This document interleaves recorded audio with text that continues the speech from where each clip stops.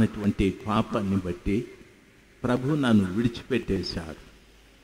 నీలో ఉన్న పాపాన్ని బట్టి ప్రభు నేను విడిచిపెట్టేశాడు. అయితే తిరిగి సంబంధాన్ని కుదుర్చుకోవాలి. ఆ చక్కటి సంబంధాన్ని కుదుర్చుకోవటానికి దేవుడు మనకు చెప్పే మాట, నీ పాపాన్ని విడిచిపెట్టు, అప్పుడు నాతో నీతో నేను కలిసి ఉంటాను. నీ పాపాన్ని విడిచిపెట్టకుండా ఇదిగో నేను ప్రసంగిస్తున్నా, నేను పాడుతున్నా, ఈ కుర్చీల కొరకు డబ్బు నేను ఇస్తున్నా, ఈ స్టేజ్కి డబ్బులు నేను ఇస్తున్నా, లేకపోతే ఇంకొక దానికి పిఏ సిస్టానికి లైటింగ్కి నేను డబ్బులు ఇస్తున్నా. నీ డబ్బుతో ప్రభుకి అవసరం లేదు, నీవు ప్రభుకి చాలా అవసరం. చాలామంది ఈ విషయాన్ని గుర్తెరగలేదు. దేవుని వాక్యం సెలవిస్తాది, దేవుడికి కావాల్సింది నీ సొమ్ము కాదు, దేవుడికి కావాల్సింది ఏడాదికొక్క పర్యాయం గ్రామంలో ఉన్న యవనస్తులందరూ కూడుకొని మనము మన ఊర్లో సభలు పెడదాము అనేది కాదు ప్రభుకు కావాల్సింది. సభలు పెట్టాలి అనే ఉద్దేశం మంచిది, కానీ ఆ యవనస్తులందరూ కూడా దేవునితో మంచి సంబంధాన్ని కలిగి ఉన్నారా అనేది ఆలోచించాలి. కొందరు తిరుగుబోతులుగా ఉంటారు, కొందరు తిట్టుబోతులుగా ఉంటారు, కొందరు త్రాగుబోతులుగా ఉంటారు, కొందరు వ్యభిచారులుగా ఉంటారు, కొందరు మోసాలు చేసేవారు, అన్యాయాలు చేసేవారు, అక్రమాలు చేసేవారు ఉంటారు. అలాగ మీరుండి ఈ సభలు ఏర్పాటు చేస్తే ఏమైనా ప్రయోజనమా? ఎవరికి ప్రయోజనం?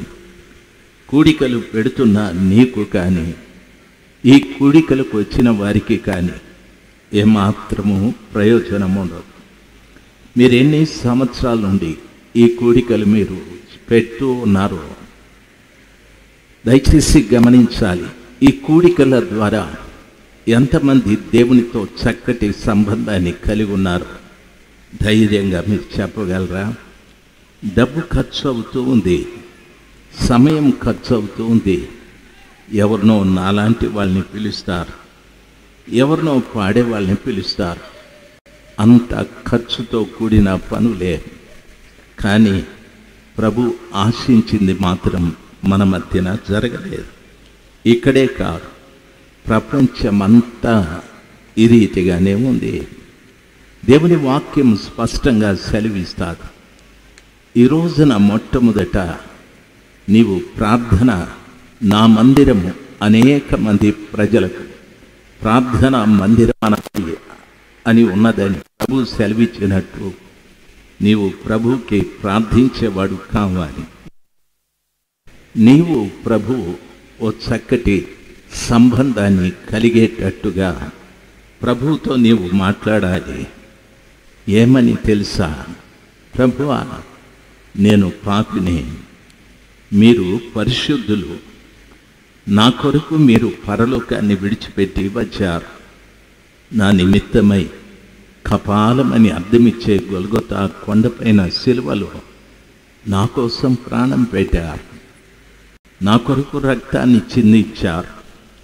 ప్రభువా, నన్ను క్షమించండి, నేనే పాపంలో ఉన్నా, నేనే దోషంలో ఉన్నాను, నన్ను క్షమించమని ప్రాధేయపడి ప్రార్థించి ప్రభుల వారు తన రక్తంతో నిన్ను కడిగి శుద్ధీకరించి నీవు ఆయన ఒక జత కలవాలి. నీవు ఆయన కలుసుకునేటట్లు ప్రయత్నం చేయాలి. ప్రార్థన అంటే అది. దేవుడు దేవుడుగా, నీవు నీవుగా బ్రతికితే దాని అర్థం ఏమిటి? బాబు, నీ పేరేమిటి? నా పేరు యాకోబు. బాబు, నీ పేరేమిటి? అబ్రహాం. బాబు, నీ పేరేమిటి? దావీదు. అమ్మ, మీ పేరేమిటి? షారా. అమ్మ, మీ పేరేమిటి? రెబకా. ఏవో చెప్తూ ఉన్నాం, పేర్లు మార్చుకున్నాం, జీవితాలు మారలేదు కదా. దేవునితో మనము ఉండవలసిన ఆ చక్కటి సంబంధాన్ని కలిగి జీవించలేదు కదా. ఈరోజు ఎంతమంది ధైర్యంగా చెప్పగలరు, నా కుటుంబంలో ప్రభు ఉన్నాడు అని చెప్పగలిగిన తల్లి ఎవరు? చెప్పగలిగిన తండ్రి ఎవరు? ఏ తమ్ముడు, ఏ చెల్లి చెప్పగలరు? ప్రతి వారి జీవితం కూడా ఏదో పనికిరాని విధంగానే ఉంది. దయచేసి గమనించాలి. రాత్రి సమయం అంది స్థలంలో కూర్చున్న ప్రతి బిడ్డతో ప్రభు అంటున్నాడు, నేను నా మందిరాన్ని విడిచిపెట్టేశాను అని అంటున్న ప్రభుతో నీవు అడగాలి, నీ మందిరాన్ని మీరు విడిచిపెట్టడానికి గల కారణం నేనే ప్రభువా? కారణం నాలో ఉన్న పాపమే. దయచేసి ఆ పాపాన్ని నేను విడిచిపెడతాను, తిరిగి మా మందిరంలోకి రండి అని ఆహ్వానించే బిడ్డలుగా మీరు మారాలి. దయచేసి గమనించాలి. నన్ను మీరు పిలవచ్చు, ఇంకొకరిని మీరు పిలవచ్చు, ఇంకొకరిని మీరు పిలవచ్చు. ప్రభువుని ఎప్పుడు పిలుస్తారు? దయచేసి ఆలోచించాలి. ప్రభువుని ఎప్పుడు పిలుస్తారు? ప్రభుల వారు ఎప్పుడు మీ దగ్గరికి రావాలి? రెండవది ప్రార్థన. అంటే ప్రార్థించే వానిలో ఉన్న అపరిశుద్ధతని ప్రార్థన వినే దేవునికి ఇవ్వాలి. ప్రార్థన వినే దేవునిలో ఉన్న పరిశుద్ధత ప్రార్థన చేసే వ్యక్తిలోకి రావాలి.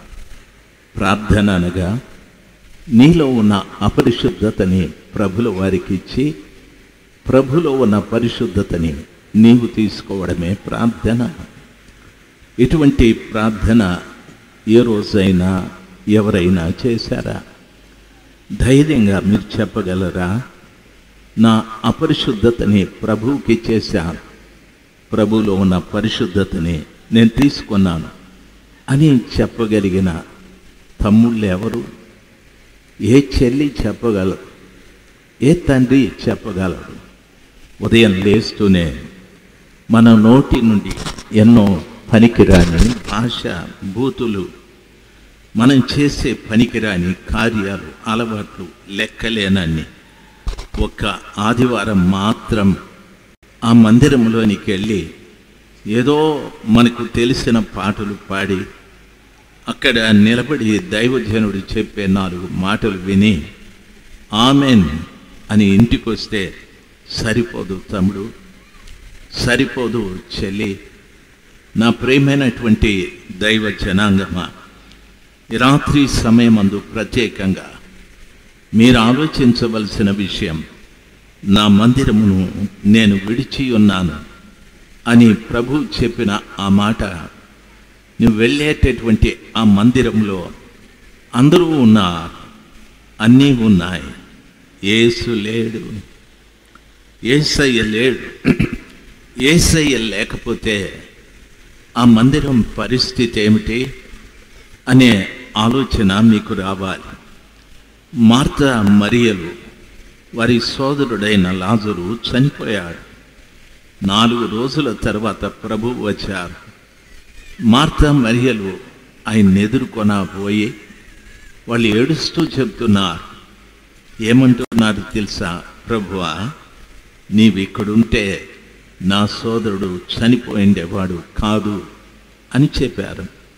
ప్రభు ఉన్న స్థలంలో మరణానికి చోటు ఉండదు. అంటే దాని అర్థం మేము చనిపోయామా అంటే వాస్తవంగా ఆధ్యాత్మికంగా చనిపోయాం, శారీరకంగా బ్రతుకున్నాం. మార్తా మరియలు అంటున్నారు, మీరిక్కడుంటే మా సోదరుడు చనిపోయిండేవాడు కాదని. ప్రియులారా, ఆలోచించవలసిన విషయం, సర్వశక్తిమంతుడైన దేవుడు మనల్ని ప్రేమించి ఈ రాత్రి ప్రత్యేకంగా ప్రతి వారితో కూడా మాట్లాడుతూ ఉన్నాడు. నా ఆలోచన అది. ఆ మహిమగల దేవుని యొక్క మాటలు వింటున్న మీరు ఆలోచించవలసిన విషయం, ఆయన అంటున్నాడు, నా మందిరమును నేను విడిచి ఉన్నాను, నా స్వాస్థ్యమును విసర్జించి ఉన్నాను అని చెప్పాడు. అనగా ప్రభుని నమ్ముకున్న ప్రతి బిడ్డని ప్రభు ఏమంటాడంటే నా స్వాస్థ్యం అనగా నా సొంత ఆస్తి మీరు అని చెప్పారు. యేసు ప్రభుల వారి సొంత ఆస్తి మనమంతా కూడా. ఎందుకు అంటే అపోస్తుల కార్యం 20వ అధ్యాయం 28వ వచనంలో ఈ రీతిగా రాయబడి ఉంది. క్రీస్తు తన స్వరక్తమిచ్చి సంపాదించుకున్న సంఘమునకు పరిశుద్ధాత్మ మిమ్ములను అధ్యక్షునుగా నియమించి అని వాక్యం సెలవిస్తారు. అమ్మా వినాలి, యేసు ప్రభుల వారు తన స్వరక్తమిచ్చి మనల్ని సంపాదించుకున్నాడు. అంటే దాని అర్థం ఎలాగా సంపాదించుకున్నాడు అనగా నేను క్రీస్తుని ఎరగక మునుపు పాపం చేస్తూ ఉన్నాను. నేను పాపం చేసేటప్పుడు సాతానుడితో కలిసి జీవించేవాణ్ణి. అయితే ప్రభుల వారు ఇక్కడున్న ప్రతి వారి పట్ల ఒక సంకల్పాన్ని కలిగి ప్రభుల వారు సాతానుని అడిగాడు, సాతానా ఈ రాజశేఖర్ నాకు కావాలి ఇవ్వమని అడిగాడు. సాతాను అంటున్నాడు, లేదు లేదు, వాడు నా కొరకు బాగా ఉపయోగపడుతున్నాడు, నేనివ్వనని సాతానుడు చెప్పాడు. ప్రభు పదే పదే ఈ రాజశేఖర్ కావాలి, ఈ జోసఫ్ కావాలి, ఈ ఫిలిప్ కావాలి, ఈ మత్తయి కావాలి, ఇవ్వు అని అడిగితే సాతానుడు అన్నాడు, నాకేమిస్తారు వర్ణిస్తే అని అడిగాడు. ప్రభు అన్నాడు, నీ ఇష్టం, నీవేం అడిగితే అది నేను మీకు ఇస్తానని చెప్పాడు. సాతానుడు అడిగింది ఏమిటంటే ఈ వ్యక్తుల్ని నీకు ఇవ్వటానికి నాకు నీ ప్రాణం కావాలి అని అడిగాడు. నీ ప్రాణం కావాలి అని దాని అర్థం యేసు ప్రభుల వారు సిల్వలో తన ప్రాణాన్ని పెట్టి ప్రభుల వారు తన రక్తముతో ఇక్కడున్న ప్రతి బిడ్డని కొన్నాడాయన. మీరు కొనబడిన వారు నన్ను గమనించాలి. ఎవరైతే ఒక ఇంటిని కొంటారో, ఒక పొలాన్ని కొంటారో, ఆ పొలము కానీ ఇల్లు కానీ వారి స్వాస్థ్యమై ఉంటుంది, వారి సొంత ఆస్తి అయి ఉంటుంది. యేసు ప్రభుల వారు కూడా నేను తన రక్తంతో కొన్నాడు. నా మాటలు మీకు అర్థమవుతుంటే ఓసారి గట్టిగా హల్లెలూయా చెప్దాం, గట్టిగా చెప్దాం. యేసు ప్రభుల వారు తన సొంత రక్తంతో నిన్ను కొన్నాడు కాబట్టి నీవు ఆయన స్వాస్థ్యం. అయితే ఆయన స్వాస్థ్యమే కానీ ఆయనకేమాత్రము ఉపయోగపడలేదు, ఏమాత్రము నీవు ఆయనకు ప్రయోజనంగా కనిపించలేదు. అందుకని ఆయన అంటున్నాడు, నా స్వాస్థ్యమును నేను విసర్జించి ఉన్నాను అని అన్నాడు. విసర్జించడం అంటే అర్థం ఏమిటో తెలుసా? మీరు ఒక కమలా పండు కొన్నారు, కొన్న తర్వాత దాని మీద ఉన్న తొక్కంతా కూడా ఒలిచి విసిరి అక్కడ పారేసి లోపల ఉన్నటువంటి తొనలు మాత్రం మీరు తింటారు. మరి ఆ తొక్కకు డబ్బులు పెట్టలేదా? పెట్టారు, కానీ అది ఉపయోగం లేదు. నీవు డబ్బు పెట్టింది లోపలున్న ఆ పండుకే కాదు, బయట ఉన్న తొక్కకు కూడా. అయితే దాన్ని విసర్జించావు, అది ఉపయోగం లేదని. అదే రీతిగా ప్రభు తన రక్తంతో కొని ఆయన స్వాస్థ్యముగా నిన్ను పెట్టుకున్నాడు, కానీ నీవు ఏమాత్రం ఆయనకు ఉపయోగపడలేదు. నువ్వు ఒక ఇంటిని కొన్నావు, అది నీకు ఉపయోగపడుతూ ఉంది. ఒక పొలాన్ని కొన్నావు, నీకు ఫలసాయం ఇస్తూ ఉంది. ఓ కారు కొన్నావు, ఉపయోగపడుతూ ఉంది. ఆఖరికి ఒక పెన్ను కొన్నావు, అది కూడా ఉపయోగపడుతుంది. యేసు ప్రభుల వారు తన ప్రాణం పెట్టి నిన్ను కొన్నాడు. నీవేమైనా ప్రభుల వారికి ఉపయోగపడుతున్నావా? ఆలోచన చేయి. ఏ విధంగానూ నువ్వు ఉపయోగపడలేదంటే దాని అర్థం ప్రభు అంటున్నాడు, నా స్వాస్థ్యమే మీరు, నేను నిన్ను విసర్జించాను అని ప్రభుల వారు చెప్పారు. ఆ పండు మీద ఉన్న తొక్కను విసర్జించినప్పుడు అది అక్కడ పారవేయబడుతుంది. దాన్ని ఎవరూ పట్టించుకోరు. నిన్ను కూడా ఎవరూ పట్టించుకోవడం లేదు. దయచేసి గమనించాలి. ఎన్నో పర్యాయాలు నీ గురించి నీవు ఈ రీతిగా అనుకున్నారు, నేనెందుకు బ్రతకాలి, నేనెందుకు జీవించాలి, నాకే ఎందుకు ఈ కష్టాలు, నాకే ఎందుకు ఈ నష్టాలు, నాకే ఎందుకు ఇటువంటి భర్త దొరికాడు, నాకే ఎందుకు ఇటువంటి భార్య దొరికాడు, నా కడుపున ఎందుకు ఈ చెడు పిల్లలు పుట్టారు అని నిష్ఠూరమైన మాటలు మాట్లాడుతూ నిన్ను నీవే శపించుకుంటూ నేను చనిపోతే బాగుండు అనుకుంటూ జీవించావు. ఇక్కడున్న ప్రతి వారు కూడా నా అంచనా ప్రకారంగా ఇలాగే చాలా పర్యాలు అనుకుంటూ ఉంటారు. ఎందుకు ఆ నిష్ఠూరమైన మాటలు, ఎందుకు ఆ కష్టంగా బ్రతకడం అనేది అంటే, తమ్ముడు ప్రభు నిన్ను విసర్జించాడు కాబట్టి, ప్రభువు నిన్ను విసర్జించాడు. నీవు ఆయన స్వాస్థ్యమైతే, నీళ్ళు నీకు స్వాస్థ్యం కాబట్టి అది ఉపయోగపడుతూ ఉంది. నీ కారు నీకు స్వాస్థ్యం కాబట్టి అది ఉపయోగపడుతూ ఉంది. ప్రభువుకి నీ స్వాస్థ్యమైతే ఆయనకు నీవు ఉపయోగపడి ఉండే వాడివి, ఆయనకు నువ్వు ఉపయోగపడి ఉండే దానివి. దయచేసి గమనించాలి. నేను ప్రభుల వారికి ఉపయోగపడుతున్నాను అనడంలో ఏ రీతిగా నేను ఆయన కొరకు ఉపయోగపడుతున్నాను అని ఆలోచిస్తే, నీ ద్వారా ఇప్పటికే ఎన్నో ఆత్మలు ప్రభు దగ్గరికి నడిపించబడి ఉండాలి. నీ ద్వారా ఇప్పటికే ఎన్నో ఆత్మలు ప్రభు దగ్గరికి నడిపించబడి ఉండాలి.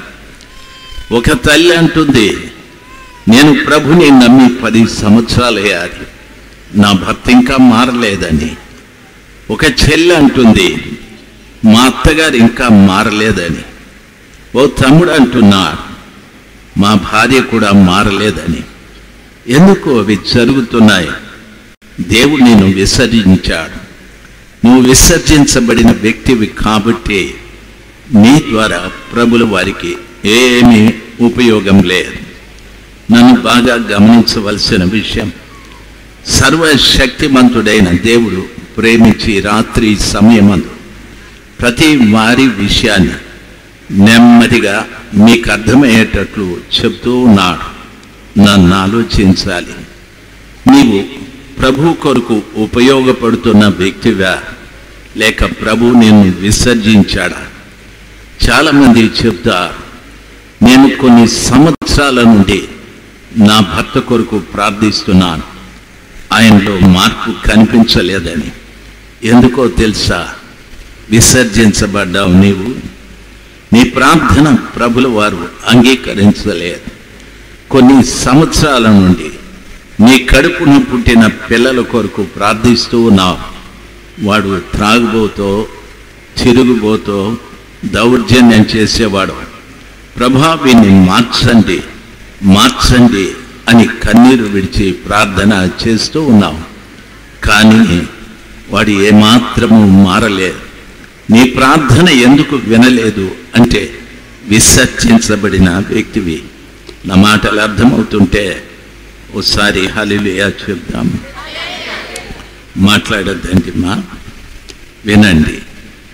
దేవుని పిల్లలుగా మీకు నా మనవి, ఈరోజైనా ఈ స్థితి మీకు తెలిసినప్పుడు, అయ్యో నేను విసర్జించబడిన వాడను, విసర్జించబడిన దానము, అందుకే నా ప్రార్థన ప్రభు వినడం లేదు, నేను ఈ రోజున మారాలి, ఆ సర్వశక్తిమంతుడైన దేవునికి తగినట్టుగా నేను జీవించాలి, నా ప్రార్థన ఆయన వినాలి, నా ప్రార్థనకు ఆయన ప్రత్యుత్తరం ఇవ్వాలి అనే ఆశ మనలో కలగాలి. ప్రభు ఏమంటున్నాడు తెలుసా? నాకు మొరపెట్టుము, నీకు ఉత్తరం ఇచ్చేదను అని చెప్పాడు. నాకు మొరపెట్టు, 6 మాసాల తరువాత నీకు ఉత్తరం ఇస్తానని ప్రభులు వారు చెప్పలేదు. నాకు మొరపెట్టు, నేను నీకు ఉత్తరం ఇస్తాను అని చెప్పాడు. తరువాత ప్రభులు వారు ఏమన్నారు తెలుసా? నన్ను అడిగే ప్రతి వాటిని పొంది ఉన్నాము అని నమ్ముడి, అవి మీకు దయచేయబడతాయి అని చెప్పాడు. ఎన్నో మనం అడుగుతూ ఉన్నాం, నన్ను గమనించాలి. అయితే పొంది ఉన్నాము అనే నమ్మకం మనలో కలగడం లేదు. కారణం ఏమిటో తెలుసా? విసర్జించబడిన వ్యక్తులం కాబట్టి. అయ్యలారా, మీ గ్రామానికి వచ్చి ఈ మాటలు చెప్పటానికి గల కారణం ఏమిటో తెలుసా? మీ పట్ల దేవుడు ఒక మంచి ఉద్దేశాన్ని కలిగి ఉన్నాడు. కనీసం ఈరోజైనా మీరు మారాలని, కనీసం ఈరోజైనా ప్రభువుతో ఒక చక్కటి సంబంధాన్ని కలిగి ఉండాలని.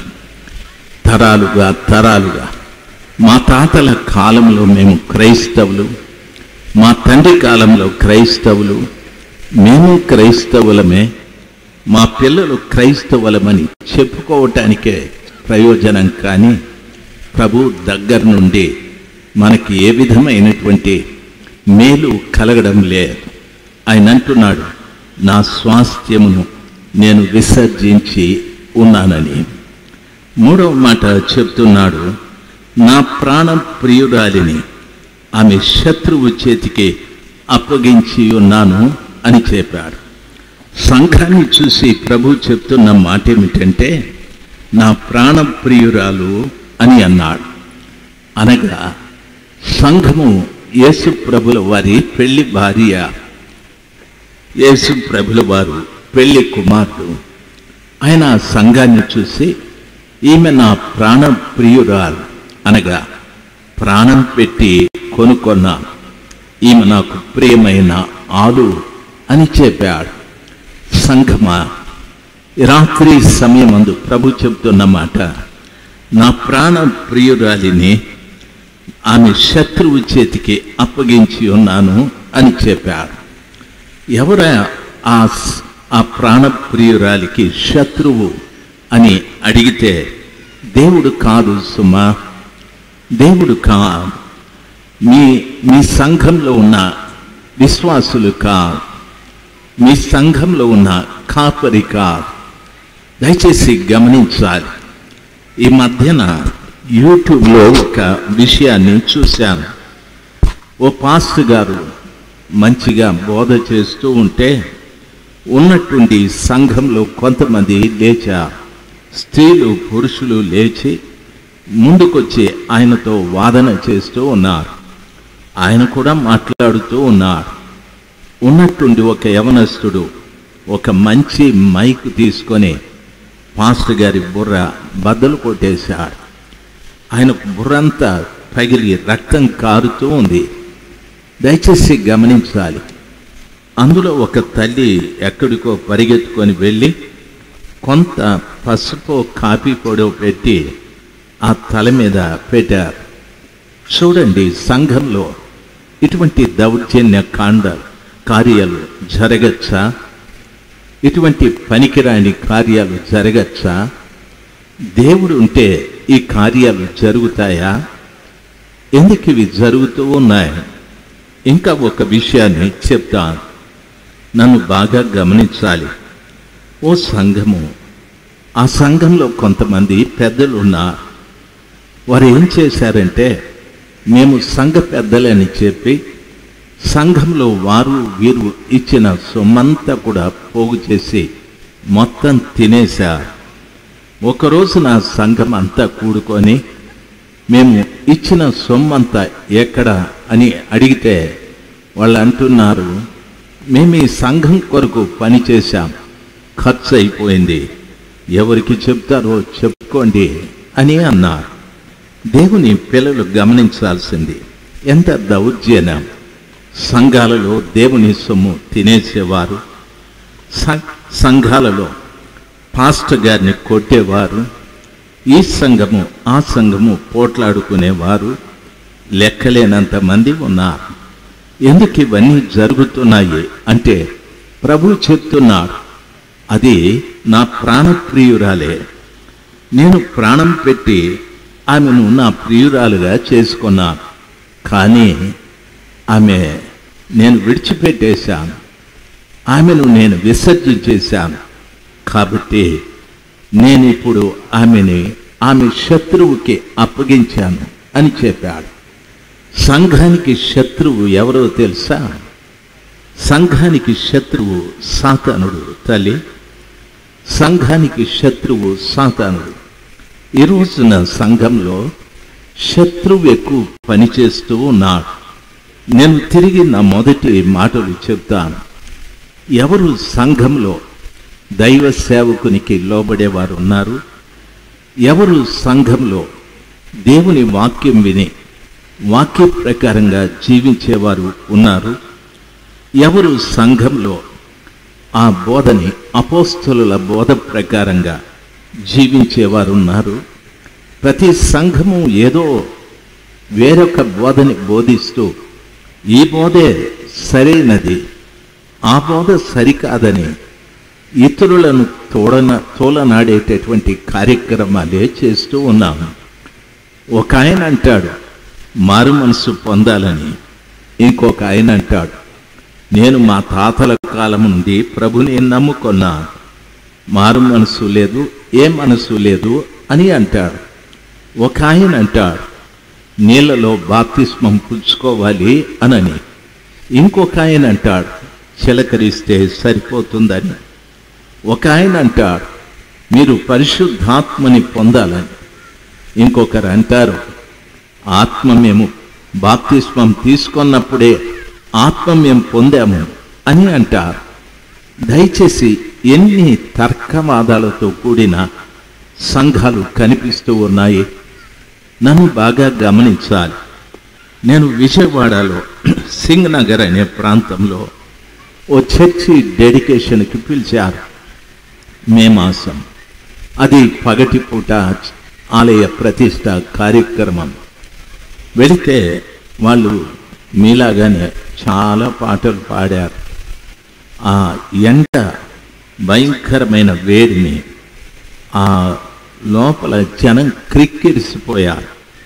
నేను ఆ చెమట తుడిచి నా మూతంతా మంట అయిపోయింది. నేను అంటున్నాను ఇంకా ఎన్ని పాటలు పాడతారయ్యా అని. అంటే ఆయన అన్నాడు అయ్యా ఆలయ ప్రతిష్ట కార్యక్రమం కాబట్టి అడిగిన వాళ్ళకంతా పాటిస్తే ప్రభు సంతోషిస్తాడు అన్నాడు. ప్రభు సంతోషిస్తాడు సరే, ఉడుకు చచ్చిపోతాండం ఇక్కడ అని ఆయన పట్టించుకోలేదు. నన్ను బాగా గమనించాల్సింది. ఎప్పుడో ఆయన ఇప్పుడు ప్రాముఖ్యమైన సమయం లేకొచ్చాము అని నన్ను పిలిచారు. నన్ను పిలిస్తే నేను ఇట్లా వేదిక మీదకి వచ్చి నిలబడితే విచిత్రం ఏమిటో తెలుసా? ఆ ప్రక్కన ఏదో ఒక చర్చిలో నుండి పాటలన్నీ వినిపిస్తూ ఉన్నాయి. నేరుగా ఈ చర్చిలో పాడినట్లే ఉన్నాయి. నేను చెప్పే ప్రసంగం ఎవరికి వినిపించడం లేదు. ఆ పాస్టర్ గారిని పిలిచి ఒక మాట అన్నా, వెళ్ళి ఆ చర్చిలో కాస్త రిక్వెస్ట్ చేయండి, ఆ పాస్టర్ గారిని అడగండి కొద్దిసేపు ఆ గొట్టం కాస్త ప్రక్కకు తిప్పమని. అంటే ఈ డెడికేషన్ చేసుకుంటున్న పాస్టర్ అంటాడు నా చెవి దగ్గరికి వచ్చి, అయ్యగారు వాడు ఒక గొట్టమే పెట్టాడు మనకి, నేను వానికి 2 గొట్టాలు పెట్టినాను అంటాడు. అంటే దేవుడు ఉన్నాడా ఇక్కడ? దయచేసి గమనించాల్సింది. వాడు ఒక గొట్టం దయ్యము, వీడు 2 గొట్టాల దయ్యం. దేవుడు ఉన్నాడా? మీరు నవ్వుతున్నారు. బాగా గమనించాల్సింది. మీ గ్రామంలో జరగలేదా?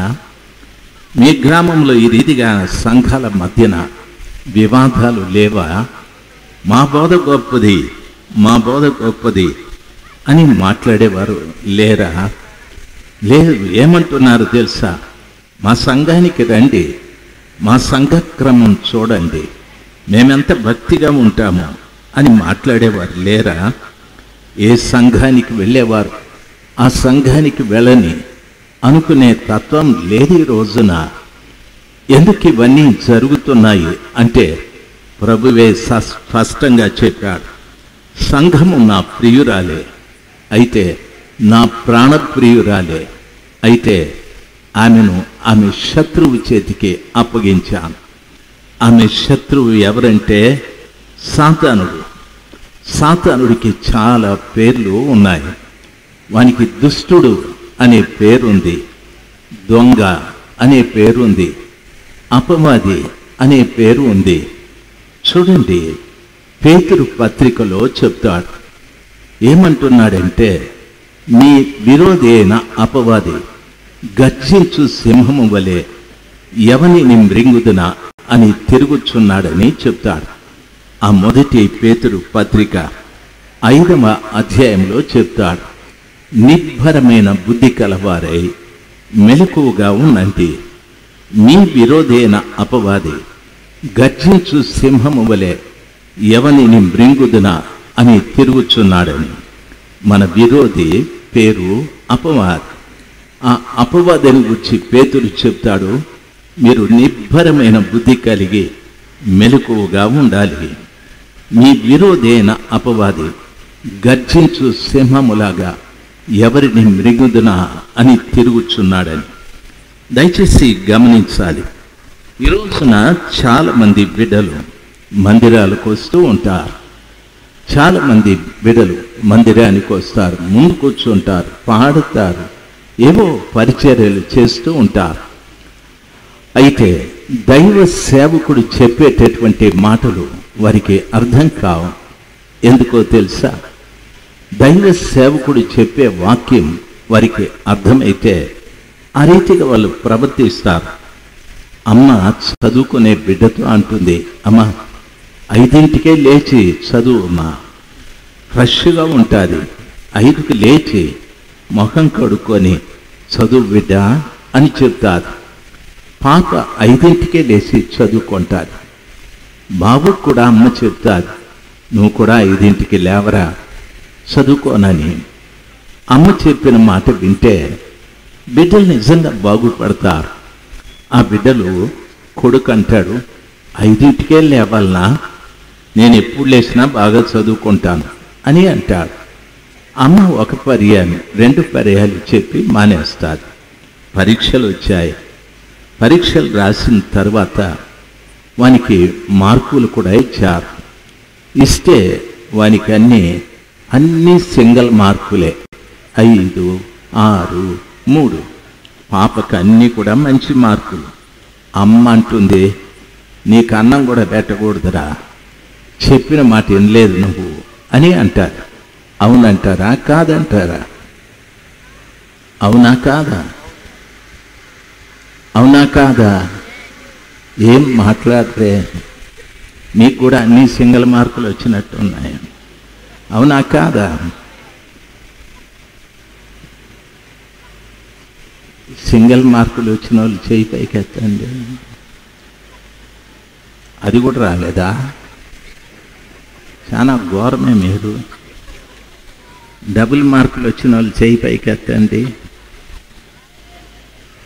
అవి కూడా లేదా?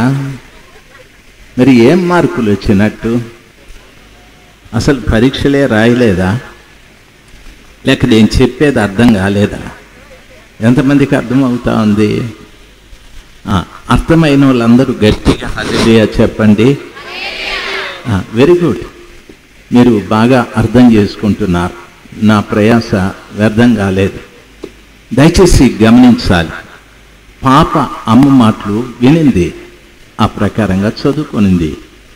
బాబు అమ్మ మాటలు విన్నాడు, కానీ వాడు ఆ ప్రకారంగా జీవించలేదు. బైబిల్ ఏమంటాదో తెలుసా? నిబ్బరమైన బుద్ధి కలవారై మెలకువగా ఉండండి, మీ విరోధైన అపవాది గర్జించు సింహము వలె ఎవనిని మృంగుదునా అని తిరుగుచున్నాడు అనుంది. సార్, మీ ఊర్లో ఎన్ని చర్చిలు ఉన్నాయో అన్ని చర్చిల్లో అపవాది తిరుగుతూ ఉన్నాడు. ఎందుకో తెలుసా? మింగేయటానికి. ఎవరికి నిబ్బరమైన బుద్ధి లేదో, ఎవరికి మెలకువ లేదో వారందరినీ మింగేస్తారు. దైవ సేవకుడు ఆదివారం ఓ కన్యలతో వాక్యం చెప్తాడు, ఉపవాసం ఉండి వాక్యం చెప్తాడు, గట్టిగా చెప్తాడు, నెమ్మదిగా చెప్తాడు. ఎన్ని రకాలుగా చెప్పినా నీకు అర్థం కాలేదు. ఎందుకో తెలుసా? నన్ను బాగా గమనించాలి. ఎందుకు అర్థం కాలేదో తెలుసా?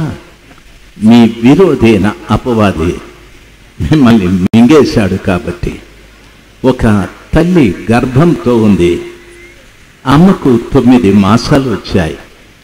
డాక్టర్ గారు చెప్పారు, ఇంకొక వారానికి ఈ బిడ్డ ప్రసవిస్తుంది, ఆ బిడ్డ గర్భంలో ఫలానా శిశువు ఉంది అని కూడా చెప్తారు. ఆ తల్లి దగ్గరికి వెళ్ళి ఆ తండ్రి, ఆమె భర్త వెళ్ళి గర్భంలో ఉన్న బిడ్డతో, ఎరా నీ పేరేం పెట్టాలి అని అడిగితే, గర్భంలో ఉన్న శిశువు, డాడీ నాయనా నా పేరు ఈరప్ప అని పెట్టమని చెప్తాడా అమ్మా? అమ్మగారు నిద్ర వచ్చేసింది పాపం. ఈరప్ప పెట్టు అంటాడా? వాడు ఆన్నే చచ్చిపోతాడు వాళ్ళ ఆయన. ఎందుకంటే గర్భంలో ఉండే బిడ్డ మాట్లాడుతూ ఉంది, నా భార్య గర్భంలో ఉండేది బిడ్డ కాదు, అది దయ్యం అని అంటాడు. ఎవరైనా గర్భంలో ఉండే బిడ్డతో మాట్లాడతారా? గర్భంలో ఉండే బిడ్డ అర్థం చేసుకుంటాదా? ఈరోజు సంఘాలకు వెళుతూ ఉన్నాం, ఈ మందిరం ఆ మందిరం. ఈరోజు ఏదో ఉజ్జీవ కూడికో, ఆత్మ సంపూర్ణ సందేశ కూడికలు. దయచేసి గమనించాలి, ఆత్మ సంపూర్ణ సందేశ కూడికలు. నేనెప్పుడు ఇది వినలే, చదవలే, విచిత్రంగా రాసిపెట్టినారు. ఎవరికి ఆత్మ పూర్ణత ఉంది, ఎవరు ఆత్మ పూర్ణులుగా మారారు, దయచేసి గమనించాలి. నాకు తెలిసింది ఊళ్ళో తమ్ముడు ఫిలిప్, ఆయన అడగాల, అడ్రస్ లేడే. నేను అప్పటి నుండి ఇటు అటు తిరుగుతూ ఉన్నా. వెళ్ళిపోయేవాడు పడుకునేసి ఉంటాడు. ఎందుకంటే నువ్వు లేటుకు వచ్చినావు కాబట్టి నేను ఎందుకు మేలుకోవాలయ్యా, వెళ్ళిపోయి పడుకో ఉంటాడు. నాయనా పిలుపు, నాయనా పిలుపు, మూడవసారి నాయనా పిలుపు, లేదా అడ్రస్. దయచేసి గమనించాల్సింది, గర్భంలో ఉన్నటువంటి శిశువుతో తండ్రి మాట్లాడితే అర్థమవుతుందా బిడ్డకు? చెప్పాలి మీరు, అర్థమవుతుందా? ఆ గర్భంలో ఉన్న శిశువు తండ్రి మాట్లాడే మాటలకు జవాబు ఇస్తాడా? ఏం మాట్లాడరు ఎవరు. అమ్మా అమ్మా ఏమ్మా నన్ను అట్లా చూస్తారు. నేను అడిగిన దానికి ఏదో జవాబు చెప్పండి మా. ఏంటి మా తింటా ఉన్నావు, నాకు కొంచెం పెట్టు, నిద్ర వస్తుందని తింటా ఉన్నావా? పాపాత్మురాలా, మీ గురించే చెప్తా ఉండేది. దేవుని వాక్యం వినటానికి వచ్చి నెమరువేయి జంతువులాగా ఎంత ఘోరం ఇదంతాను. దయచేసి వినాలి, అందరూ గట్టిగా హల్లెలూయా చెప్దాం. ఇదొక్కటి తెలుసు మీకు, ఏమీ తెలియదు. చెప్దాం, అందరం చెప్దాం హల్లెలూయా. నాయనా పిలుపు, హల్లెలూయా. గర్భంలో ఉన్నటువంటి శిశువుతో ఆమె భర్త మాట్లాడితే ఆ బిడ్డకు అర్థమవుతుందా? తెలియదు కదా, తెలియదు కదా. మాట్లాడండి. మూగదయ్య అల్లా కూర్చున్నారు నా ముందు, మాట్లాడండి. తెలుస్తుందా? తెలియదు. అదే రీతిగా ఈరోజు క్రైస్తవులకి ఎంతన్నా బోధించు, అసలు ఏమీ తెలియదు. ఉదయానికి మిమ్మల్ని అడగని ఏం చెప్పినాడు రాజశేఖర్ అని అంటే ఏందేందో చెప్పేసినాడబ్బా. లేటుగా వచ్చినాడు, చాలాసేపు చెప్పినాడు, అసలు నిద్ర లేదు, పాడు లేదు అని అంటారు మీరు. ఎందుకు మీకు దేవుని వాక్యం అర్థం కాలేదు అంటే పేతురు చాలా స్పష్టంగా చెప్తాడు, అపవాది మిమ్మల్ని మింగేశాది, అపవాది కడుపులో మీరున్నారు. యేసు ప్రభులు వారి మాటలు ఎన్ని చెప్పినా గర్భంలో ఉన్న శిశువుకి ఎలాగ అర్థం కాదో అపవాది కడుపులో ఉన్న మీకు కూడా అర్థం కాదు. దైవ సేవకుడు చెప్తాడు, తాగకూడదు బాబు అంటే వాడు తాగే వస్తాడు.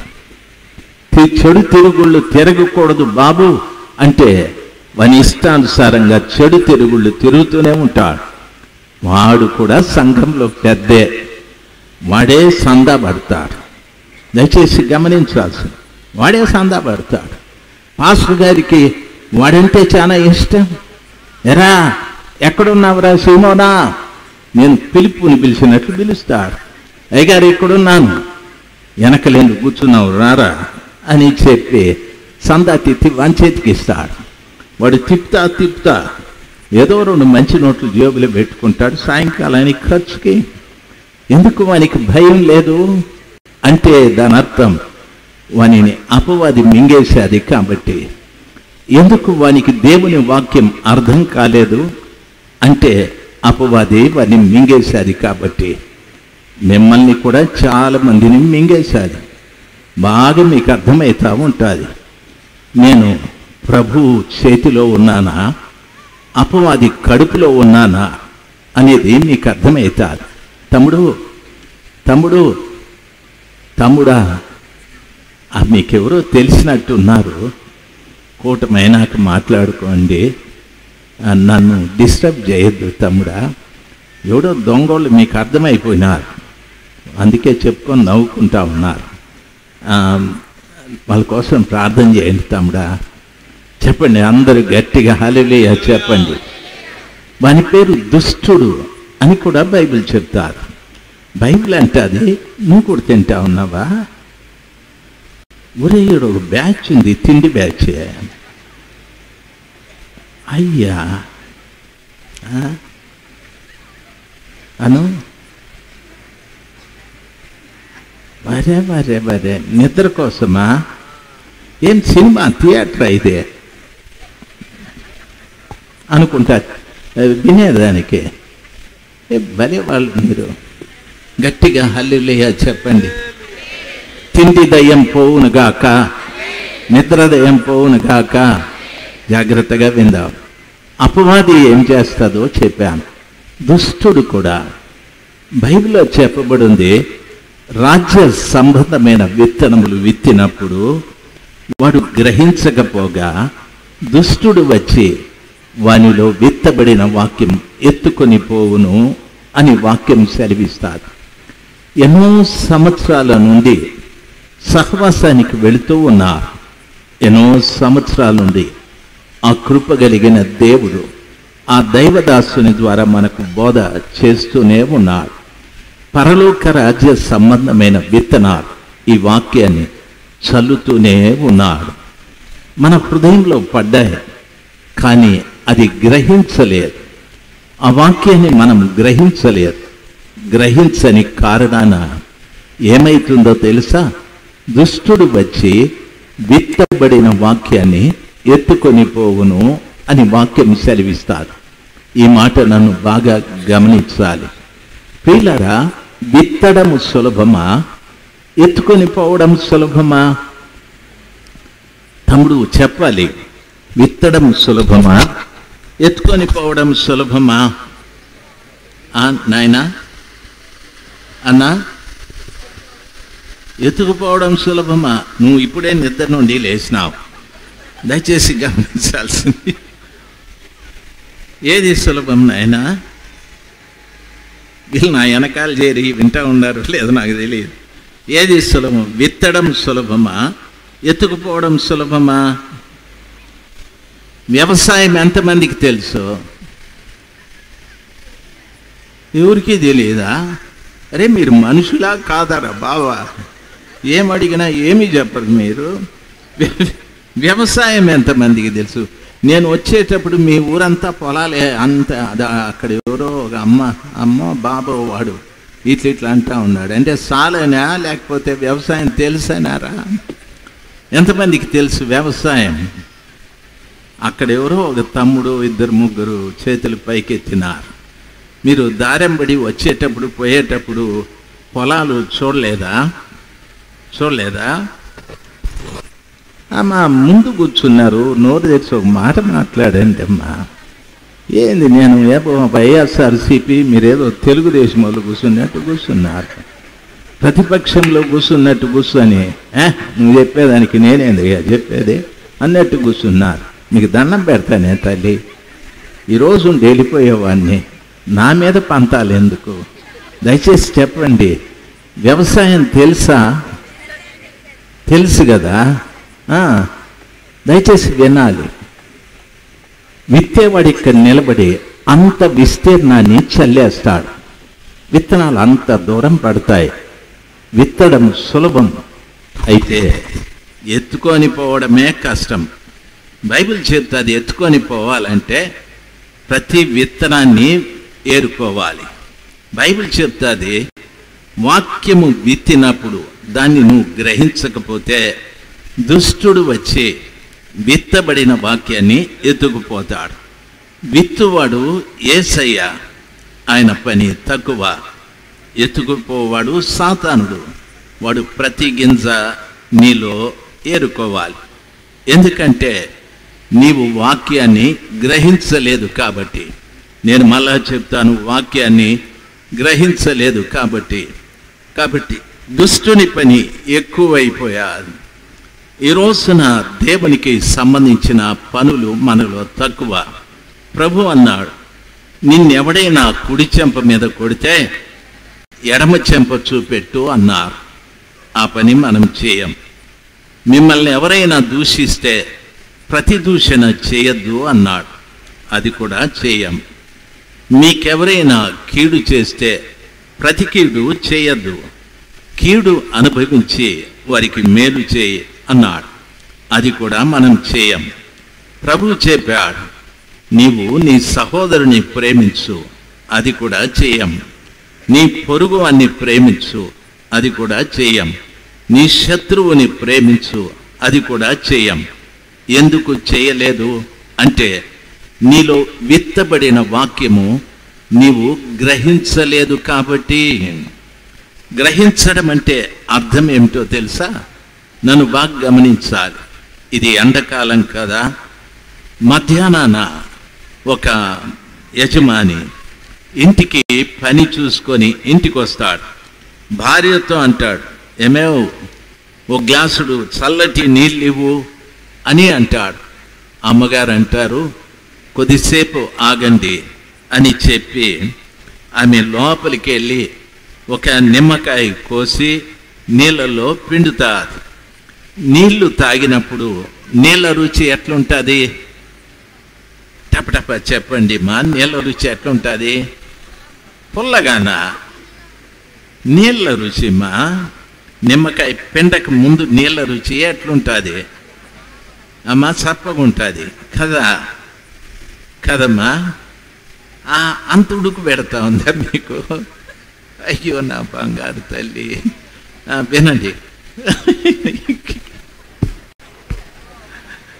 అదృష్టం కొద్దీ దొరికినారమ్మా. లేటుగా నేను వచ్చిన, నిజంగా మీకు దండం పెట్టాల. కూటమైతేనే మీరందరూ నా చుట్టూ చేరండి, ఫోటో తీసుకొని పోతాం మా ఊరికి, సరేనా? అడుగుతారు మా ఇంట్లో ఎవరు వీళ్ళంతా ప్రతిపక్ష పార్టీ అని చెప్తాను. చెప్పండి గట్టిగా హల్లెలూయా చెప్పండి. అందరికంటే ముందు కూర్చున్నారు, ఏదో చెప్తారని నేను అడుగుతాను. మీరు అంటే ఏం చేసేది నేను చెప్పండి? ఒక మేము విసురుకుంటా ఏదో హ్యాపీగా మన ఎత్తిన ఫ్యాన్ లేదే అన్నట్టు కూర్చొనింది. వినండి కొడుకు, చెప్పింది విని చెప్పాలి. నీళ్లు తాగినప్పుడు చప్పగా ఉంటుంది. నాయన మీరన్నా చెప్పండి, మీరు సేవకుల్లాగా ఉన్నారు, మీరు ముగ్గురు కదా? ఏమా మీరు లేచి వెళ్ళిపోయేటట్టున్నారు, వద్దురా బాబు మీకు దండం పెడతా. వినండి, మీరెవరు లే. నీళ్ళు చప్పగుంటాయి. నిమ్మకాయ పిండితే నీళ్ళు ఎట్లుంటాయి కొడుకు? అబ్బా ఇప్పుడు తెలిసినారు వీళ్ళెవరు, పుల్లగా ఉంటాయి. అంటే ఆ నీళ్ళు నిమ్మరసాన్ని గ్రహించాయి. నిమ్మరసాన్ని ఏం చేశాయి? గ్రహించాయి. ఆ నీళ్లు దేన్ని గ్రహించిందో ఆ రుచిలోకి మారిపోయాది. ఆ రుచిలోకి అది మారిపోయాది. అమ్మ ఇంకా ఏం చేస్తుందో తెలుసా? కొంత చక్కెర కూడా వేస్తుంది అందులో. అప్పుడేమవుతుంది? పుల్ల పుల్లగా తీతిగా ఉంటుంది. అంటే ఆ నీళ్లు చక్కెరను కూడా గ్రహిస్తుంది. అవునా కాదా? ఆ రీతిగా గ్రహించినప్పుడు ఆ నీళ్ళలోకి నిమ్మరసం పిండారు, చక్కెర వేశారు, నీళ్లు గ్రహించి పుల్లగా తీగా మారిపోయారు. బైబిల్ సెలవిస్తుంది, రాజ్య సంబంధమైన విత్తనములు విత్తినప్పుడు నీవు గ్రహించాలి. గ్రహిస్తే ఏమవుతావో తెలుసా? ఏ వాక్యాన్ని గ్రహిస్తావో ఆ వాక్య ప్రకారంగా నీవు మారుతూ ఉంటావు. ఏ వాక్యాన్ని గ్రహిస్తావో ఆ వాక్య ప్రకారంగా మారుతూ ఉంటావు.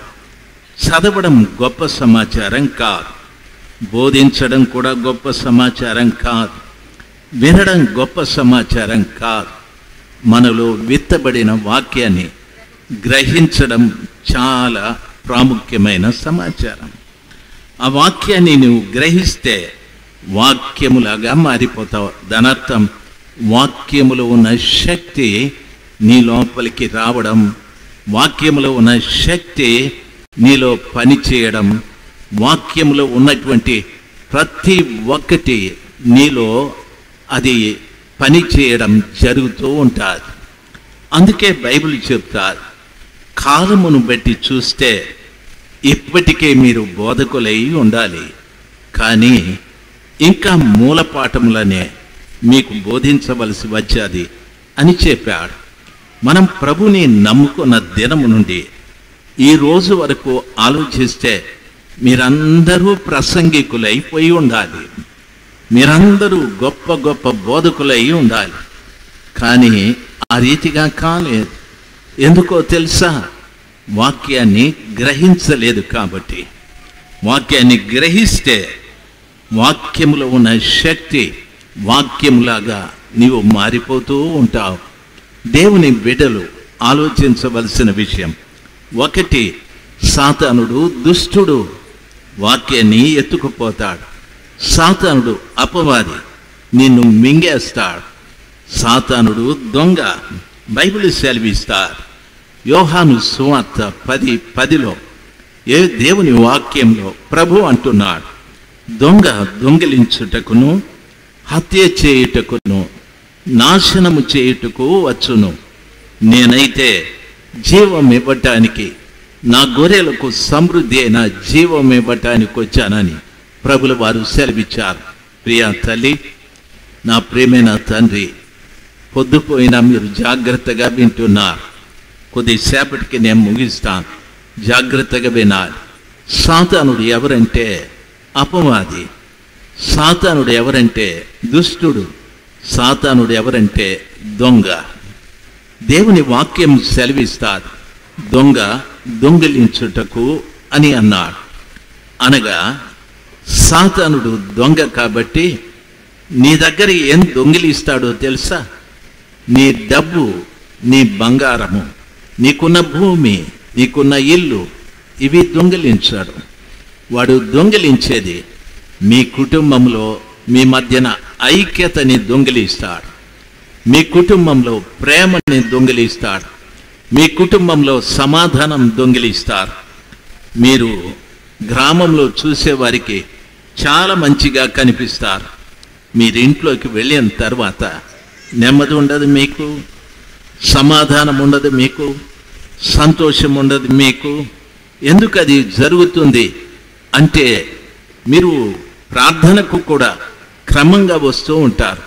అప్పుడే ఒకరినొకరు తన్నుకొని తిట్టుకొని మందిరంలోకి వచ్చి హల్లెలూయా స్తోత్రం స్తోత్రం అని అరుస్తారు. ఎవరికి ప్రయోజనం అది? ఎవరికి లాభం అది? అప్పుడే రాత్రంతా తాగి పొద్దున వచ్చి ఆదివారాన హల్లెలూయా స్తుతి మహిమ అంటే బాగా ఉండే వాళ్ళకంటే తాగినోడే బాగా పాడతాడు, వాడే బాగా పాడతాడు. దయచేసి గమనించాలి. ఎవరికి రా మహిమ? ఎవరికిది? నిన్ను దొంగిలించేశాడు. నీలో ఉన్న పరిశుద్ధతని దయ్యం దొంగిలించాలి. ప్రభు అంటాడు, నా ప్రాణ ప్రియురాలిని దాని శత్రువు చేతికి నేను అప్పగించేశాను. రాత్రి సమయమందు ఎందరు కాదు ఇంకెంతమంది బోధకులు వచ్చి మనకు బోధించినా మనం మారలేదంటే దాని అర్థం దేవుడే నిన్ను శత్రువుకు అప్పగించేశాడు. నీ కుటుంబంలో సంతోషం లేకుండా, సమాధానం లేకుండా, నెమ్మది లేకుండా, ఆరోగ్యం లేకుండా కుటుంబాలు విచ్ఛిన్నమైపోతూ ఉన్నాయి. కుటుంబాలలో ప్రేమ లేదు. చాలామంది ఏడుస్తూ ఉన్నారు. చాలామంది మందిరంకి రారావారు అందరికంటే ముందు వస్తారు, అందరికంటే బాగా పాడతారు, అందరికంటే చక్కగా పరిచర్యలు చేస్తూ ఉంటారు. కానీ దొంగ చేతిలో పడ్డారు వీళ్ళు. రాత్రి సమయం ఇటువంటి పరిస్థితులు ఎవరికైనా ఉంటే రాత్రి ప్రభుల వారిని అడగండి, యేసయ్యా నన్ను కనికరించండి అయ్యా, శత్రువు చేతికి నన్ను అప్పగించారని చెప్పారు. వాడు దొంగలాగా నా కుటుంబంలో నా భర్తకు నాకు ఉన్న సమాధానం దొంగిలించేశాడు, మా కుటుంబంలో ప్రేమ దొంగిలించాడు. ఒకరి మీద ఒకరికి వివాదాలు, ఒకరి మీద ఒకరికి పోట్లాటలు, ఒకరి మీద ఒకరికి గొడవలు జరుగుతూ ఉన్నాయి. మేము మందిరానికి వెళుతూనే ఉన్నాం, కానీ పరిస్థితులు ఈ రీతిగా మారిపోయాయి. ఆ దొంగ చేతిలో నుండి నన్ను విడిపించయ్యా ప్రభా, నన్ను అపవాది చేతికి అప్పగించా, వాడు నన్ను మృంగేశాడు. కనుకనే ఎంతమంది వచ్చి వాక్యం బోధించినా గర్భంలో ఉన్న శిశువుకి తండ్రి మాట్లాడే మాటలు ఎలాగా అర్థం కాలేదో నాకు కూడా అర్థం కాలేదయ్యా. ఎంతమంది చెప్పిన మాటలు నాకు అర్థం కాలేదు. తమ్ముడు నీ జీవితాన్ని మార్చుకోవాలి, చెలెమా నీ జీవితాన్ని మార్చుకోవాలి, కుటుంబమా మీ జీవితాలు మారాలి అని ఎంత గట్టిగా చెప్పినా అర్థం కాలేదు ప్రభువా. ఎన్నో పర్యాయాలు వాక్యం విన్నాను, గ్రహించలేకపోతూ ఉన్నాను. గ్రహించని కారణమున దుష్టుడు వచ్చి విత్తబడిన వాక్యం ఎత్తుకొని వెళ్ళిపోతూ ఉన్నాడు. నాలో పనికిరానివన్నీ జ్ఞాపకానికి ఉన్నాయి. ఎవడో నన్ను తిట్టిన బూతులు జ్ఞాపకం ఉన్నాయి, ఎవడో నన్ను చెడుగా మాట్లాడిన మాటలు జ్ఞాపకానికి ఉన్నాయి. నా భర్త ఎప్పుడూ కొట్టింది జ్ఞాపకం ఉంది, నా భార్య ఎప్పుడూ తిట్టింది జ్ఞాపకం ఉంది, ఫలానా వాడు నన్ను ఏదో అన్నది జ్ఞాపకం ఉంది. 10 ఏండ్లైనా 20 ఏండ్లైనా అవి జ్ఞాపకానికి ఉన్నాయి. నీ వాక్యము నాకు జ్ఞాపకం లేదయ్యా,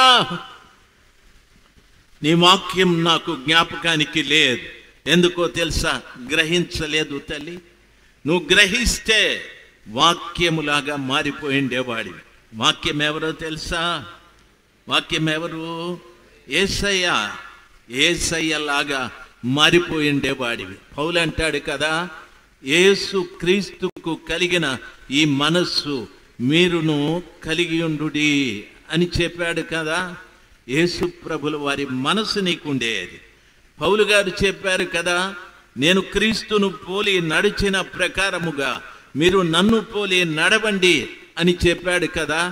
యేసయ్యని పోలి మనము నడిచేవారం, యేసయ్యలాగా ప్రేమించేవాళ్ళం, యేసయ్యలాగా క్షమించేవాళ్ళం, యేసయ్యలాగా తగ్గింపు కలిగి ఉండేవాళ్ళం, యేసయ్యలాగా వినయం కలిగి ఉండేవాళ్ళం, యేసయ్యలాగా విధేయత కలిగి ఉండేవాళ్ళం, యేసు ప్రభుల వారిలాగా లోబడి ఉండేవారం. ఇవేవి మనలో కలగలేదంటే దాని అర్థం వాక్యము మనము గ్రహించలేదు. ఎప్పుడు విత్తబడిన వాక్యం అప్పుడు దుష్టుడు ఎత్తుకొని వెళ్ళిపోతూ ఉన్నాడు. దైవ జనాంగమా, రాత్రి సమయమందు ప్రభు అంటున్నాడు, నా ప్రాణప్రియురాలు అసంగం, నా ప్రాణప్రియురాలు అయితే దాని శత్రువు చేతికి అప్పగించేశాం. ఈ రోజున సంఘాలు శత్రువైన సాతానుడి చేతికి అప్పగించబడ్డాయి. వాడు దుష్టుడు, వాడు అపవాది, వాడు దొంగ, రకరకాలుగా నీలో కార్యము చేసి దేవుని పేరు పెట్టబడిన ప్రజలే కానీ దైవత్వం లేని మనుషులుగా బ్రతుకుతూ ఉన్నాం. దైవత్వం లేని మనుషులుగా బ్రతుకుతూ ఉన్నాం. దేవుని పేరు పెట్టబడిన ప్రజలే కానీ దేవునికి సంబంధించిన కార్యాలు మనలో ఏమీ లేవు. సంవత్సరాలు గడుస్తూ ఉన్నాయి.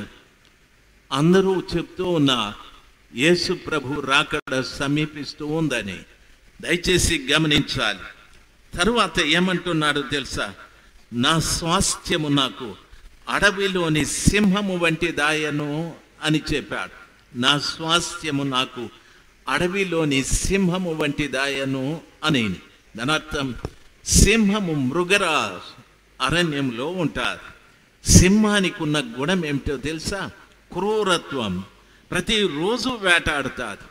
ప్రతిరోజు వేటాడమే కాదు, ఒక జంతువుని చంపాలి, ఆ జంతువుని చంపి తాను తినాలి. సింహానికి క్రూరత్వం ఉంది, సింహానికి కఠినత్వం ఉంది, సింహమునకు జాలి లేదు. ఈ రోజున ప్రభుల వారు అంటున్నాడు, ఏమంటున్నాడు తెలుసా? అడవిలోని సింహము వంటి దాయను నా స్వాస్థ్యం. సంఘం ఈ రోజున అడవిలోని సింహము వంటి దాయను. దానర్థం సంఘములో ఉన్న వ్యక్తులకి రోజున క్రూరత్వం ఎక్కువ, కఠినత్వం ఎక్కువ. ఇతరులను చంపే తత్వం ఉంది, కానీ ఇతరులను బ్రతికించే తత్వం సంఘానికి లేదు. సంఘానికి లేదు. దయచేసి గమనించాల్సింది, సర్వశక్తిమంతుడైన దేవుడు చాలా వివరంగా మనతో మాట్లాడుతూ ఉన్నాడు.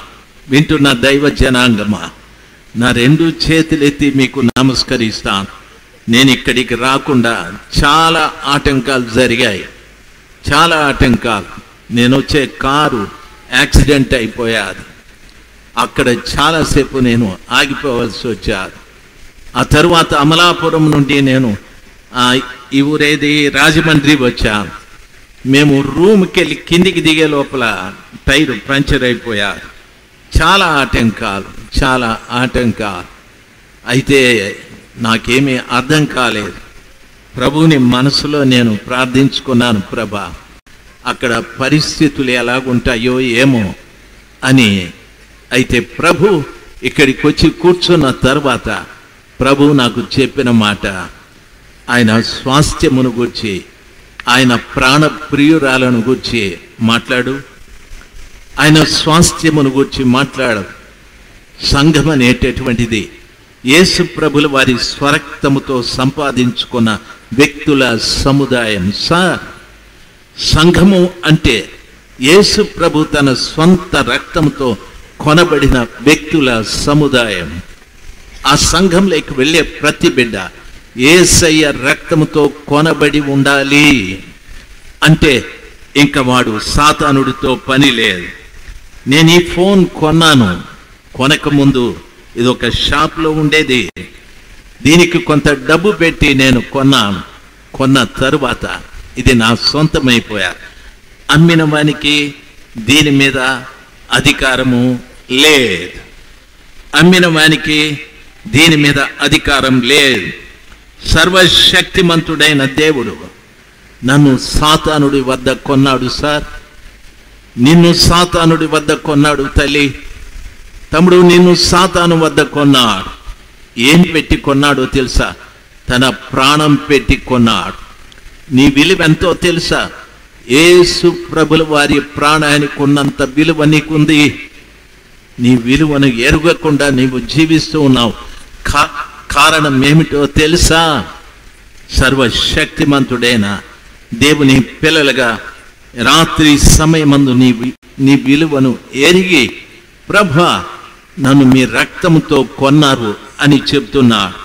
కాబట్టి నేను మీ ప్రాణానికి ఉన్నంత విలువ కలిగిన వ్యక్తిని అని నా జీవితం మార్చుకోవటానికి ప్రయత్నం చేయాలి. నీ జీవితం మార్చుకోవటానికి ప్రయత్నం చేయాలి. మీరు ప్రభు బిడ్డలు. రేపేం జరుగుతుందో తెలియదు. మనం ఎవరిమంటే నిన్నటి వారమే. ఇంకా కొద్దిసేపటికి మనకేం జరుగుతుందో మనకెవరికి తెలియదు. ఒక రోజున ఒక గ్రామంలో వాక్యం చెప్పి నేను ఉదయాన వస్తూ ఉన్నాను. అక్కడ ఒక ఆయన షేవింగ్ చేసుకుంటూ ఉన్నాడు.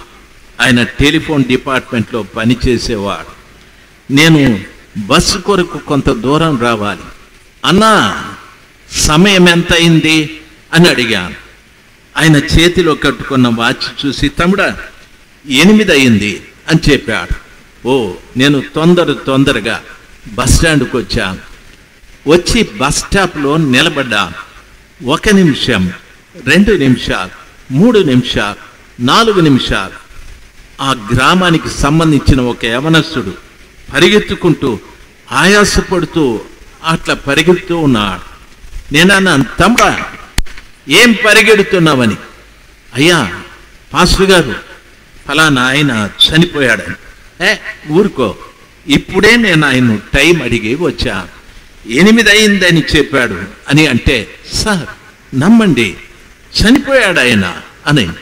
షేవింగ్ చేసుకుంటూ చనిపోయాడు. ఆయన షేవింగ్ చేసుకొని స్నానం చేసి బెంగళూరుకి వెళ్ళాలి, చనిపోయాడు. ఎప్పుడేం జరుగుతుందో తెలియదు తమ్ముడు, ఎవరి పరిస్థితి ఎలాగుంటుందో తెలియదు చెల్లెమ్మా. ఎప్పుడు ఎక్కడ ఎవరు ఎలాగ చనిపోతారో తెలియదు. ఇందిరాగాంధీ గారికి తన మరణం తెలుసుంటే తప్పించుకునేది. రాజీవ్ గాంధీకి తన మరణం తెలుసుంటే తప్పించుకునేవాడు. వైఎస్ రాజశేఖర రెడ్డి గారికి తన మరణం తెలుసుంటే తప్పించుకునేవాడు. అనగా రేపేం జరుగుతుందో, రేపు కాదు, నెక్స్ట్ మినిట్, రేపు ఇంకో కొద్ది క్షణంలో నీకేం జరుగుతుందో నాకేం జరుగుతుందో తెలియదు. అటువంటి పరిస్థితుల్లో ఒకవేళ నేను మరణిస్తే నేరుగా బైబిల్ చెప్తాది, చనిపోయిన తరువాత మట్టికిని ఆత్మ తాను దయచేసిన దేవుని దగ్గరికి వెళ్తుందన్నారు. ఆత్మ తాను దయచేసిన దేవుడి దగ్గరికి, ఆత్మ దేవుని దగ్గరికి వెళ్ళిన తరువాత ఆయన ఎదుట నిర్దోషంగా, నిష్కళంకంగా, పవిత్రంగా, మహిమ కలిగిన వ్యక్తిగా నువ్వు నిలబడాలి. నిర్దోషంగా, నిష్కళంకంగా, పవిత్రంగా, మహిమ కలిగిన వ్యక్తిగా యేసు క్రీస్తు ప్రభుల వారి ఎదుట నీవు నిలబడాలి. అక్కడికి వెళ్ళి తలదించుకునే పరిస్థితి ఉండకూడదు. అక్కడికి వెళ్ళి ప్రభుని చూడకుండా ముఖం చాటేసుకునే పరిస్థితి నీకు రాకూడదు. రాత్రి సమయమందు ప్రభు అంటున్నాడు, ఏమంటున్నాడు తెలుసా? నా మందిరమును నేను విడిచిపెట్టేశాను. అంటే మందిరంలో ఉన్న ప్రతి కుటుంబాన్ని కూడా నేను విడిచిపెట్టేశాను. అది నా స్వాస్థ్యం, నా రక్తంతో కొనబడిన వ్యక్తుల సముదాయం. దాన్ని కూడా నేను విసర్జించేశాను, విసర్జించి ఉన్నాను. నా ప్రాణ ప్రియురాలిని ఆమె శత్రువుకు అప్పగించేశాను. ఇప్పుడు అది నా ప్రాణ ప్రియురాలే, నేను ఆమెను ఇప్పుడు పెళ్లి చేసుకోవడం లేదు. శత్రువుకి ఇచ్చేశాను, సాతానుడికి ఇచ్చేశాను. ఇప్పుడు సంఘంలో అంతా కూడా సాతాను కార్యాలు జరుగుతూ ఉన్నాయి. ధైర్యంగా చెప్పండి, మా సంఘంలో సాతాను కార్యాలు జరగడం లేదు అనే బిడ్డలు ఎవరైనా ఉన్నారా? ఇక్కడ ఎవరైనా ఉన్నారా? బోధకులు చెప్పండి, సంఘ పెద్దలు చెప్పండి, విశ్వాసులు చెప్పండి. ప్రతి సంఘంలో కూడా సాతానుని కార్యాలే ఎక్కువ జరుగుతూ ఉన్నాయి. వింటున్న దైవ జనాంగమా, ఈ రాత్రే ఒకవేళ నీకు కడవరి హెచ్చరిక కావచ్చు. ఈ రాత్రే ప్రభు నిన్ను ఆఖరిగా హెచ్చరిస్తున్న సమయం కావచ్చు. రాత్రి పశ్చాత్తాప పడితే ఆ సర్వశక్తిమంతుడైన దేవుడు నీ పట్ల కనికరం చూపెడతాడు. అంటాడు, ఆ సంఘం ఇప్పుడు అడవిలో ఉన్న సింహము వంటిదైపోయారు. దానికి కనికరం లేదు, దానికి ఏమాత్రము కనికరం లేదు. క్రూరత్వం ఉంది, దానికి ఏమాత్రము జాలి లేదు. కఠినత్వం ఉంది. సంఘంలో కఠినత్వం, సంఘంలో క్రూరత్వం, సంఘంలో ఒకరిని ఒకరు చంపుకోవడం, ఇలాంటి కార్యాలు జరుగుతూ ఉన్నాయి. సంఘంలో ఒకరినొకరు చంపుకోవడం అంటే ఏమిటి అని మీరు అడగచ్చు. మొదటి యోహాను పత్రికలో 3వ అధ్యాయంలో చెప్పాడు. ఏమన్నాడు తెలుసా? ఒక సహోదరుని వ్యర్థుడా అని నీవు అన్నట్లయితే నీలో నిత్య జీవం ఉండదు, నీలో నిత్య జీవం ఉండదు. సహోదరుని వ్యర్థుడా అని నీవు అన్నట్లయితే నీలో నిత్య జీవం ఉండదు అని చెప్పి వాడు నరహంతకుడు అని చెప్పాడు. వాడు నరహంతకుడు అని చెప్పారు. 3వ అధ్యాయంలో ఆ విషయాలు చాలా రాశారు. దయచేసి గమనించాల్సింది, మందిరానికి వెళ్తావు, ఎంతమందితో సమాధానంగా ఉన్నావు, ఎంతమందితో ప్రేమ కలిగి ఉన్నావు, ఎంతమందితో ఆత్మీయంగా మాట్లాడుతున్నావు. మందిరానికి వెళ్ళి వారిని గూర్చి వీరిని గూర్చి చెడుగా మాట్లాడుకోవడమే తప్ప, వారిని గూర్చి ఆ తల్లి కన్న బిడ్డని ఈ తల్లి కన్న బిడ్డను గూర్చి చెడుగా మాట్లాడడమే తప్ప, ఆ మందిరము యొక్క విలువలు లేకుండా జీవిస్తూ ఉన్న వ్యక్తులు బోలెడంత మంది ఉన్నారు. ఎందుకో తెలుసా? ప్రభుల వారు సెలవిచ్చారు, నా సంఘము అడవిలోని సింహము వంటిదాయను. క్రూరత్వం అక్కడుంది, కఠినత్వం అక్కడుంది. ప్రతిరోజు వేటాడి చంపుతున్నట్లుగా, సింహము ప్రతి జంతువుని చంపుతున్నట్లుగా సంఘములో ప్రేమ లేకుండా ఒకరినొకరు చంపేసుకుంటూ ఉన్నారు. సంఘము పూర్తిగా కఠినత్వంతో, క్రూరత్వంతో, చంపుకోవడాలతో నింపబడిపోయా. దేవుని వాక్యం లేదక్కడ, దేవుని ఆత్మ లేదక్కడ, పరిశుద్ధతకు చోటు లేదక్కడ, ఏమీ లేదు. సంఘము పూర్తిగా పాడైపోయాది. కనీసం ఈ రాత్రి అయినా ఇన్ని విషయాలు ప్రభుల వారు చెప్పిన తరువాత ఒక మంచి మనసు కలిగి, ప్రభా నన్ను క్షమించండి అయ్యా, ఎంతవరకు విన్న వాక్యం నన్ను గుర్చే, దయచేసి నా పరిస్థితిని మార్చమని ఆ కృపగల దేవుని వేడుకొందామా? సర్వోన్నతుడైన దేవుని పాదాల చెంత మొరపెడదాం. అందరూ లేచి నిలబడదాం. కృపాభరితుడైన యేసయ్య మనందరి పట్ల కార్యం జరిగించాలి. వారు వీరు అనే ఆలోచన కాదు. దేవుని ఎదుట నిలబడ్డ ప్రతి బిడ్డ, నేను నా ప్రభు మాకు ఎటువంటి సంబంధాలు ఉన్నాయి అని ప్రతి వారు జాగ్రత్తగా ఆలోచించాలి. దయచేసి అటు ఇటు తిరగద్దు, ఎవరు అటు ఇటు తిరగద్దు, మాట్లాడద్దు. అందరూ కళ్ళు మూసుకుందాం, ప్రభు వైపు చూద్దాం. అందరూ కళ్ళు మూసుకొని సర్వశక్తిమంతుడైన దేవుని వైపు చూద్దాం. యేసయ్యా నా పట్ల కనికరాన్ని చూపెట్టండి. అందరూ కళ్ళు మూసుకుందాం. Praise the Lord, praise the Lord. అందరూ కళ్ళు మూసుకుందాం. హల్లెలూయా. ప్రభుల వారిని అడుగుదాం, మీ నోరు తెరవాలి. ఇంతవరకు ప్రభు మనతో మాట్లాడారు, ఇప్పుడు మీరు ప్రభుతో మాట్లాడే అవకాశం వచ్చారు. దయచేసి కళ్ళు మూసుకుందాం. ఇప్పుడు మీరు ప్రభుతో మాట్లాడే అవకాశం వచ్చారు. నోరు తెరిచి ప్రభుల వారిని అడగండి. ప్రభువా, నేను ఇంతవరకు విన్నట్టుగా నా మందిరమును నేను విడిచి ఉన్నానని చెప్పారు. ఆ మందిరంలో నేను ఉన్నాను, నా కుటుంబం కూడా ఉంది. ప్రభువా, నన్ను కూడా మీరు విడిచిపెట్టారా? నా స్వాస్థ్యమును విసర్జించి ఉన్నానన్నారు. మీ రక్తంతో కొనబడినటువంటి వ్యక్తులం మేము, మీ స్వాస్థ్యం, మమ్మల్ని విసర్జించారని మీ వాక్యం సెలవిస్తుందయ్యా. నా ప్రాణప్రియురాలిని ఆమె శత్రువు చేతికి అప్పగించానని చెప్తున్నాం. నీ శత్రువు అపవాది, నీ శత్రువు దుష్టుడు, నీ శత్రువు అపవాది, నీ శత్రువు దొంగ. నిజంగా వాటి చేతికి అప్పగించబడ్డామయ్యా.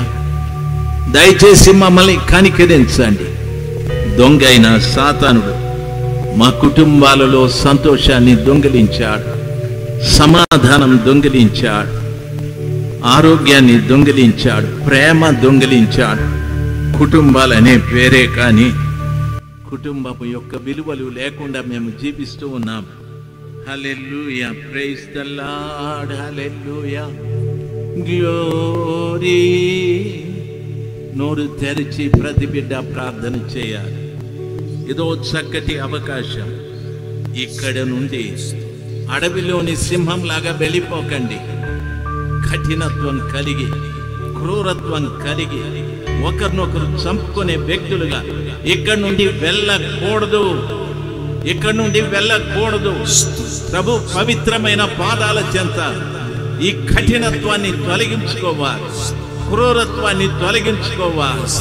సర్వశక్తిమంతుడైన దేవుని పాదాల చెంత మొరపెట్టాలి. యేసయ్యా, నేను ఇంతవరకు విన్న వాక్యం నా గురించే, నా కుటుంబం గురించే, నా భర్త గురించే, నా భార్య గురించే, మా పిల్లల గురించే, మా సంఘాన్ని గురించే ప్రభా దయచేసి నా పట్ల కనికరాన్ని చూపెట్టండి. ఇక్కడి నుండి అడవిలోని సింహంలాగా నేను వెళ్ళకూడదు యేసయ్యా. నేను ఇక్కడి నుండి గొర్రె పిల్లలాగా నా జీవితాన్ని మార్చండి, మార్చండి, మార్చండి. నోరు తెరిచి ప్రభుల వారి దగ్గర మొరపెడదాం. మౌనంగా నిలబడితే ప్రయోజనం లేదు. నువ్వు మౌనంగా నిలబడ్డావంటే దాని అర్థం శత్రువైన సాతానుడు నీ దగ్గర ఇంకా పని చేస్తున్నాడని దాని అర్థం. తమ్ముడు, సాతానుడు ఇంకా నీ దగ్గర పని చేస్తున్నాడని అర్థం. చెల్లెమ్మా, నోరు తెరువు, నోరు తెరువు. ప్రార్థించడం చేత కాకపోతే పిలువు. యేసయ్యా, యేసయ్యా, యేసయ్యా ప్రతిధ్వనించాలి. ఈ గ్రామము యేసు నామంతో ప్రతిధ్వనించాలి. ఈ నామము మీ గుండెల్లో నుండి బయటికి రావా.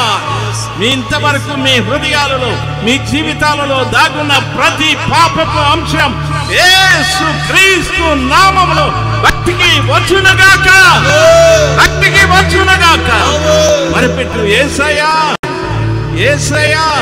నోరు తెరవాలి తల్లి, నోరు తెరవాలి తమ్ముడు, నోరు తెరవా. నమ్మదగిన దేవుడి రాత్రి సమయమందు ఈ గ్రామంలో ఏదో ఒక అద్భుతం చేయాలని, ఏదో తన కార్యం చేయాలని, ఏదో ఒక కార్యం, ఏదో ఒక కార్యం తన ప్రియురాలిని శత్రువు చేతికి అప్పగించాడు. తిరిగి శత్రువు నుండి నిన్ను విడిపించాలని ఆశ ఆయనకు, నిన్ను విడిపించాలని ఆశ. పిలువు యేసయ్యా, యేసయ్యా, యేసయ్యా. గట్టిగా, గట్టిగా, ఇంకా గట్టిగా. నీకెంత శక్తి ఉందో అంత గట్టిగా ప్రభుల వారిని పిలువు, పిలువు, పిలువు. నమ్మదగిన దేవుడు నీ జీవితంలో కార్యం చేయటానికి రాత్రి సమయమందు నీ ప్రక్కనే నిలబడి ఉన్నాడు, నీ ప్రక్కనే నిలబడి ఉన్నాడు. తల్లి నీ ప్రక్కనే నిలబడి ఉన్నాడు, తండ్రి నీ ప్రక్కనే నిలబడి ఉన్నాడు. చెల్లెమ్మా, తమ్ముడు నీ ప్రక్కనే నిలబడి ఉన్నాడు. ఈ భయంకరమైన త్రాగుబోతు తనము నుండి విడుదల దయచేయి, ఈ వ్యభిచారం నుండి విడుదల దయచేయి, ఈ పనికిరాని క్రూరత్వం నుండి విడుదల దయచేయి.